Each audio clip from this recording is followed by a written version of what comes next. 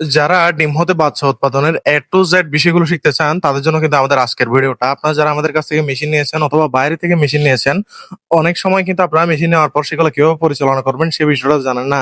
তো তাদের জন্য কিন্তু আমাদের আজকের ভিডিওটা। আজকের ভিডিওতে আমরা কিন্তু A to Z সম্পূর্ণ ডিটেইল আকারে বলার চেষ্টা করব কিভাবে ডিম হতে বাচ্চা উৎপাদন করবেন মেশিনের মাধ্যমে। মেশিনে বাচ্চা উৎপাদনের ক্ষেত্রে আপনার ৩ টি বিষয় অবশ্যই লক্ষ্য রাখতে হবে। প্রথমটা হচ্ছে আপনার আর্দ্রতা। আর্দ্রতা মানে হচ্ছে বাতাসে বাতাসে পানির পরিমাণ, অর্থাৎ বাতাসে কি পরিমাণ পানি আছে এটাই হচ্ছে আপনার আর্দ্রতা। দ্বিতীয়ত যদি বলি হচ্ছে তাপমাত্রা, অর্থাৎ আহ একটা ডিম হতে বাচ্চা উৎপাদন করতে গেলে আপনার থেকে কিন্তু অবশ্যই মেশিনে ৩৭.৭ ডিগ্রি সেলসিয়াস আদর্শ তাপমাত্রা লাগবে। এবং তৃতীয়ত হচ্ছে টার্নিং।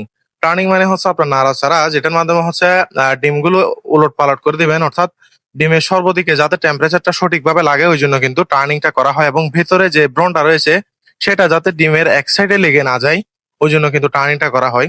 তো আমরা এখন আপনাদেরকে দেখাবো প্র্যাকটিক্যালি কিভাবে কি করতে হয় মেশিনে। ইনকিউবেটরে সাধারণত দুইটা প্রোডাক্ট থাকে, একটা হচ্ছে টেম্পারেচার কন্ট্রোলার, এখানে দেখতে পাচ্ছেন একটা আর্দ্রতা এবং টেম্পারেচার দুইটাই কিন্তু উভয় এখানে দেখতে পারবেন।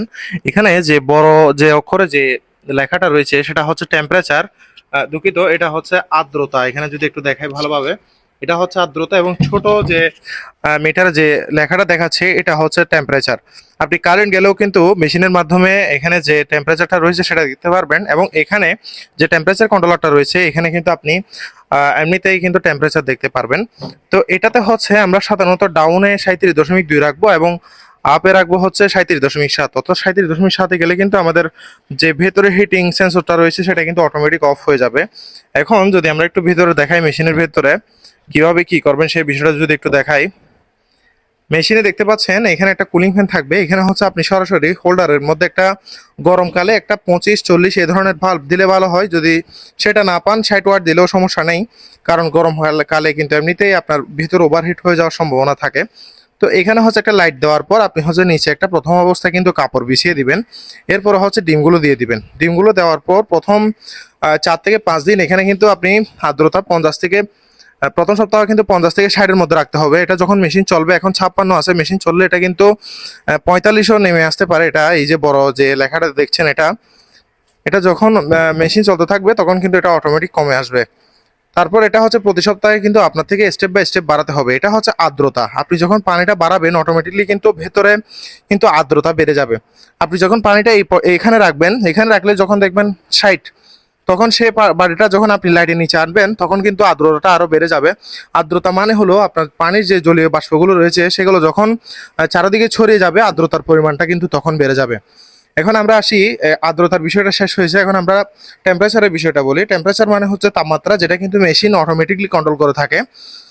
এখানে শুধু আপনার একটা ম্যানুয়াল মেশিন ইনকিউবেটর কিনতে গেলে আপনার থেকে অবশ্যই টেম্পারেচার এবং কিন্তু টার্নিং অর্থাৎ হাতে নাড়াচাড়ার বিষয়টা আপনার থেকে খেয়াল রাখতে হবে।